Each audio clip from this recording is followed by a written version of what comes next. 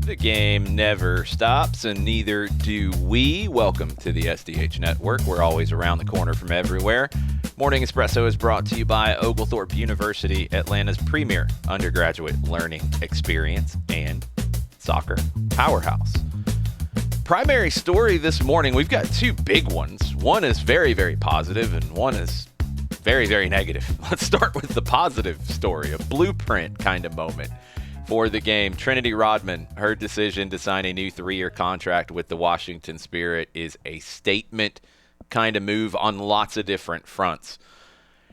It's a move for the NWSL that I think there was a growing narrative that the league was losing all of its stars and not getting any back, which is not true. Lindsay Heap's coming to Denver is a prime example.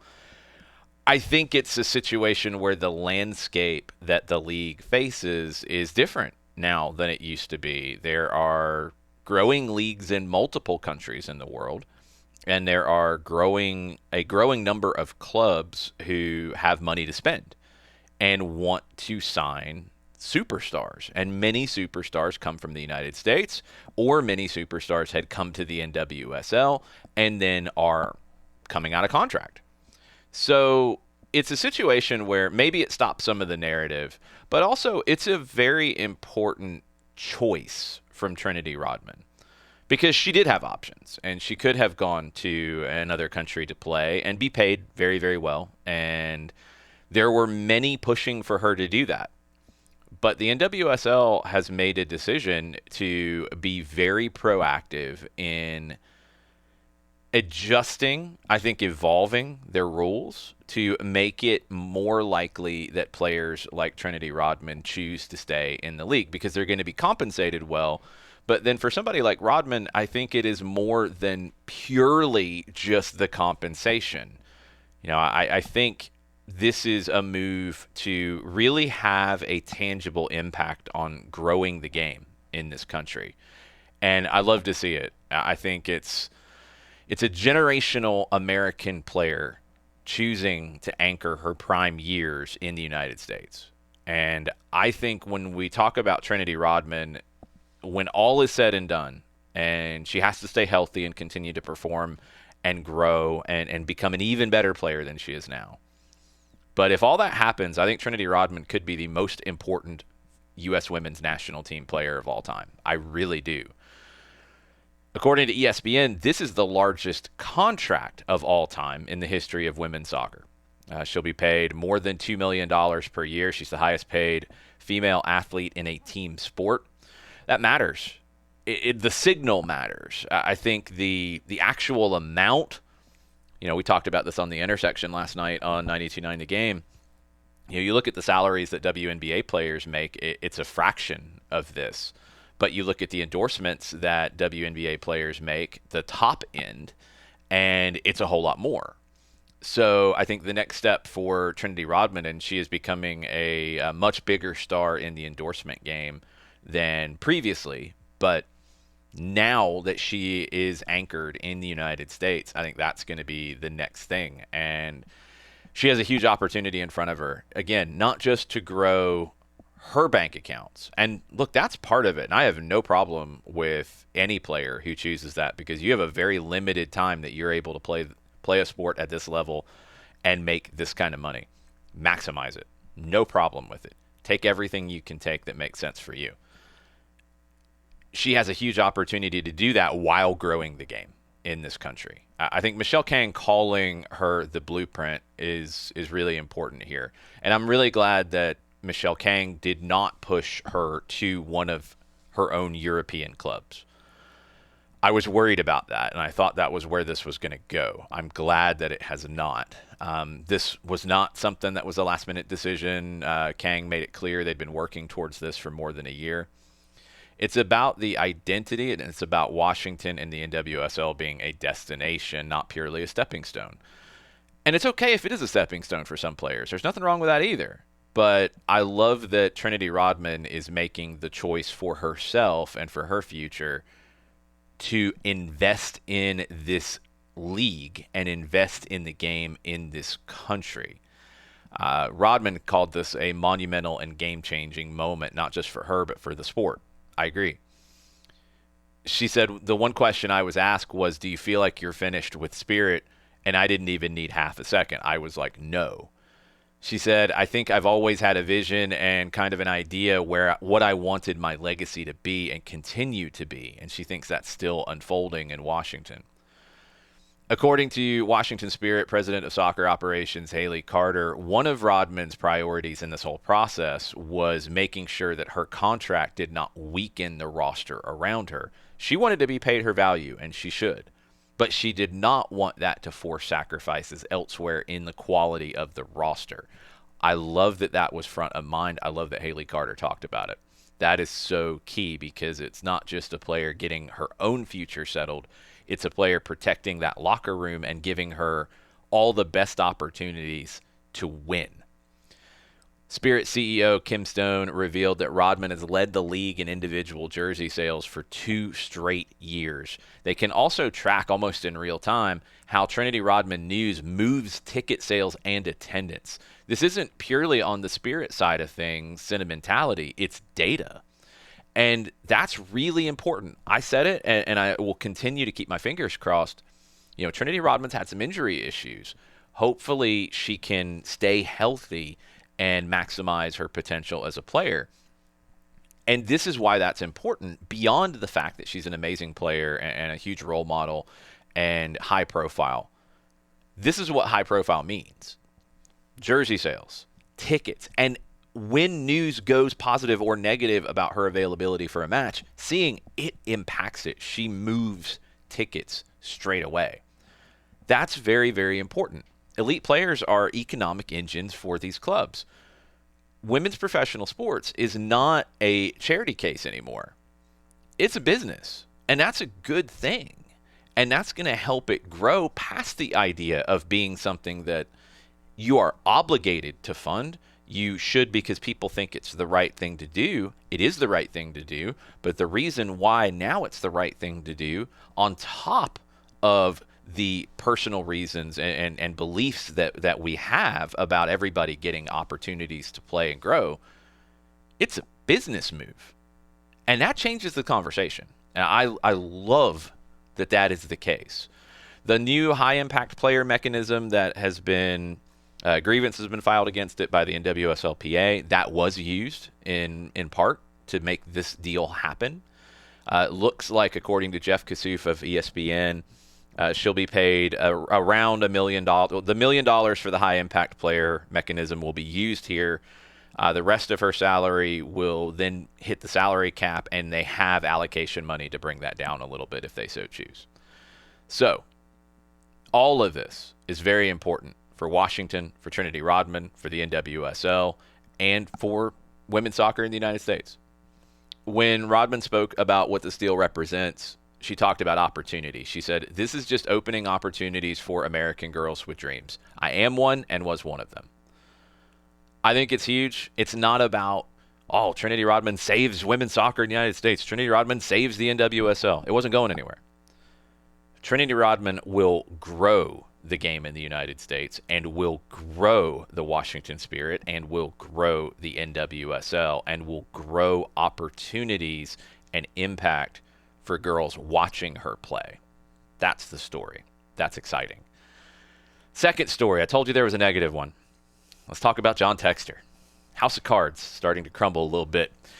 His footballing empire has been built on leverage, timing, the belief that tomorrow's financing would solve today's obligations. Well, this week that belief weakened a little bit further. A UK judge rejected Textor's attempt to have the Iconic Sports lawsuit dismissed. He now faces a claim that he owes roughly $97 million plus interest and legal costs to Iconic Sports. It's not an order to pay today, but it's a ruling that moves the case into the merits phase. And it clears a path toward a judgment enforceable across multiple jurisdictions. In practical terms, this now turns a disputed threat into a potentially collectible liability large enough to destabilize every club that he controls, which are already destabilized. The consequences are already visible in Brazil at Botafogo. The dispute with Atlanta United over the Thiago Almada transfer has become a symbol of the crisis. Botafogo failed to pay the remaining installments, or any of them, on that transfer to Atlanta United to bring Thiago Almada to Botafogo. When they didn't do that, Atlanta United filed suit with FIFA. Botafogo and John Textor pushed back on it. That was ultimately thrown out. Atlanta United won with FIFA. They won at the Court of Arbitration for Sport. Botafogo has not paid yet, so they are under a 3-window transfer ban. That remains in effect. The money has still not been paid. So that is just one of the exposure points. He owes $97 million to Iconic Sports. He owes $30 million with the interest, with the late fees, with the add-ons to Atlanta United. At Botafogo, the strain of the financial situation is no longer hidden. You're seeing, and Globo is reporting on this, cost-cutting orders across departments, arrears in player image rights, and this week, fan anger turned physical. Supporters spray-painted the walls of the training ground with one message: where is the money? It's not about results. It's about solvency at Botafogo. And in Belgium, which we have not talked about as part of this whole conversation, it's not any healthier. At RWD in Brussels, unpaid bills have reportedly led to the disconnection of key operational services, daily operations disrupted, preparations for the January window complicated because they're not paying their subscriptions to tracking services, to things. It's not about accounting problems on spreadsheets anymore. Operational failures playing out in real time. The Belgian media is talking about it. The Brazilian media is talking about it. The American media is talking about it. And now all of this sits beneath that shadow of $97 million owed to Iconic Sports. They have made it clear they're going to pursue recovery of the full amount in any jurisdiction available. He can't absorb this. It's an existential liability. This is not even about the transfer ban at Botafogo anymore. This is 9 figures of money that is owed, and I'm sure there's more. This is just what we know. $97 million to Iconic, $30 million to Atlanta United. What else is there? There's a whole bunch. How is the club in Belgium going to figure this out? How is Eagle Football going to figure this out? Because they are part of this as well, even though he is not in control of that company anymore. How is Lyon going to figure this out? How is Michel Kang going to fully separate OL Leones from it? How is Botafogo going to figure this out? There's a lot going on here, and it's a lot bigger than that transfer ban purely with Atlanta United. So good luck, John Textor. You are going to need it. Weekend ahead in Europe outside of John Textor running and hiding. Napoli, they are carrying the weight of their own mistakes at the moment. Antonio Conte was furious after the draw with 10-man Copenhagen in Champions League. He said, we need to be angry, very angry with ourselves. They're in third place right now in Serie A before a trip to Juventus. They're 6 points back from Inter, only 4 points clear of fifth place. It's very tight in Serie A right now, one of the best races in Europe. In France, PSG are on the road at Auxerre. Marseille, they are hosting Lyon. Lyon is on a 10-game winning streak. They're 1 point clear at the top. Luis Enrique was very frustrated after PSG's loss in Champions League, and he admits that they're not where they want to be at the moment. That pressure is mounting in Ligue 1.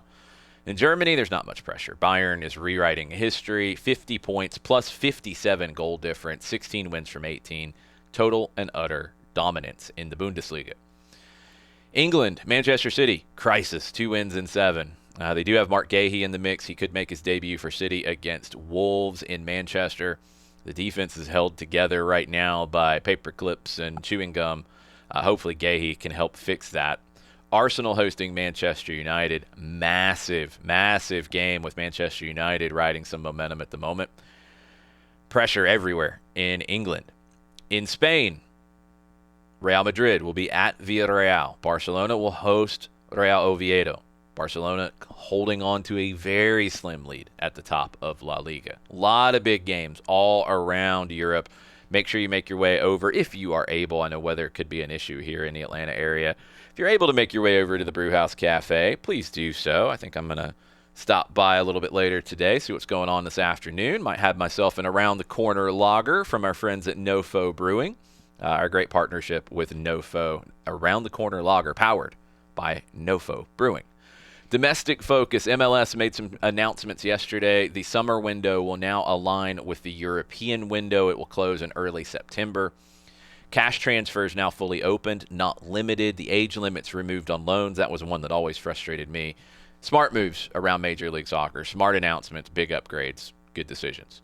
US U17 roster announced for CONCACAF Championships and World Cup qualifying. Atlanta United's James Donaldson, part of the group.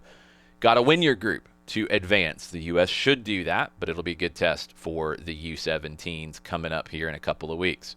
Inter Miami, maybe not the biggest signing, but they have locked in our old friend Rocco Rios Novo long term. They get the transfer done with Lanús. He won't be the starter with Dane St. Clair heading into Miami, but he will be a very important depth piece for the Herons. As we saw last year, he helped win MLS Cup for Miami. Red Bulls, they're trying to get the deal done with Ethan Horvath to bring him in to be the replacement for Carlos Coronel. Michael Bradley and crew are reshaping the Red Bulls roster. Horvath would be a big part of that. Around the corner from everywhere today, SDH AM 905. John Nelson will have your updates from the Trinity Rodman press conference. Sound from Michelle Kang, Haley Carter, and Trinity Rodman. 9:30, Michael Parkhurst, our friend, former Atlanta United captain, founder of Beyond Goals Mentoring. He'll be talking about leadership, about development, about where the game is today. And then at 10 a.m., Oliver Gage, the head man at Fort Wayne, breaking down things on the USL League One expansion build-out. Kind of giving you the inside crew there. Later today, myself and Madison Cruz, we are catching up with Matt Edwards from Atlanta United preseason training down in Florida, and we'll have that interview for you on the SDH Network. Red Clay, we've got an Atlanta United rumor update. It hit right after we posted yesterday. Adrian Gill, the former Barcelona Academy midfielder, current Barcelona Academy midfielder out on loan, could be making his way to Atlanta, according to multiple reports in multiple outlets. He was a US U17 regular before injury. He is about a year and a half to 2 years removed from an ACL injury. He is mostly a holding midfielder, but he has played some fullback, so I'm intrigued to see where Adrian Gill can factor in. He is on loan to a 5th Division team in Spain at the moment, but he could be making his way to Atlanta. The refill, let's get caught up on a couple of other things from around the world. A 25-year-old man in England has been handed a 3-year football ban after racially abusing Fulham striker Rodrigo Muniz on 2 separate occasions following matches against Liverpool. Sent via social media after goals in December 24 and April 25, Muniz reported it, and it's led to a conviction for 2 malicious communications offenses. He's got to complete 150 hours of unpaid work, and police were very happy that Muniz came forward and stressed that online hate will be pursued and punished. As it should. I am very happy that this happened, and I'm very happy that on top of the legal situation, it is, and it's part of it, but I'm happy that there is a banning order from attending football matches.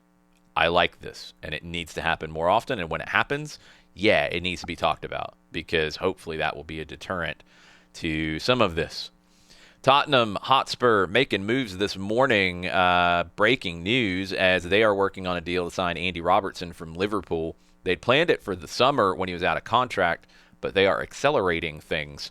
The 31-year-old has slipped behind Milos Kerkic in the pecking order at Anfield. He wants regular minutes ahead of captaining Scotland at the World Cup. Spurs see him as an immediate source of leadership and experience in a season where, man, they need it. Casemiro, he is leaving Manchester United at the end of the season. The club opted not to activate the 1-year extension in his contract.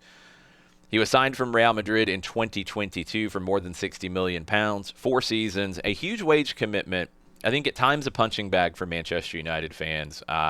Casemiro's a great player. I don't think he has been consistently great for Manchester United, and I'm curious to see where he ends up making a move to. There's talk about Saudi Arabia in the summer. Flamengo, they have tabled an official offer for Lucas Paquetá. They've submitted it to West Ham with the offer reportedly around €40 million in fixed fees and bonuses. That would be a big move for Flamengo, but they have the money. This is a club that makes a lot of money down in Brazil. He's a former youth product at Flamengo. He's starred in Europe with Milan and Lyon before joining West Ham. Hasn't been featuring regularly there, so he could be making the move back to Brazil. China, they are going to face Japan in the final of the U23 Asian Cup on Saturday, 90 minutes from their first continental title since 2004.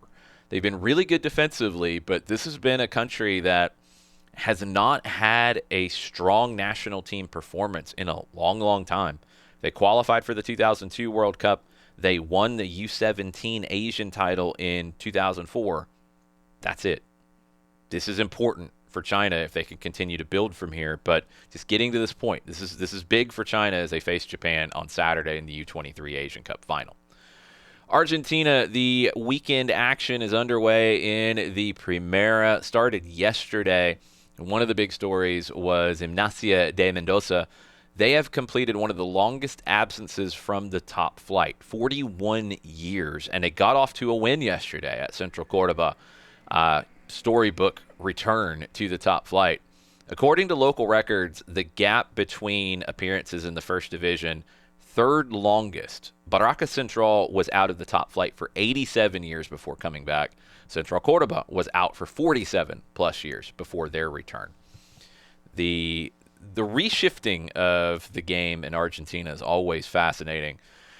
Game started yesterday in the Primera. Banfield and Huracan drew 1-1. Your game's coming up this weekend. I know a lot of people will want to see when River and Boca are playing. River are Saturday at 3 o'clock on the road at Barraca Central. Boca hosting Deportivo Riestra on Sunday at 4:30.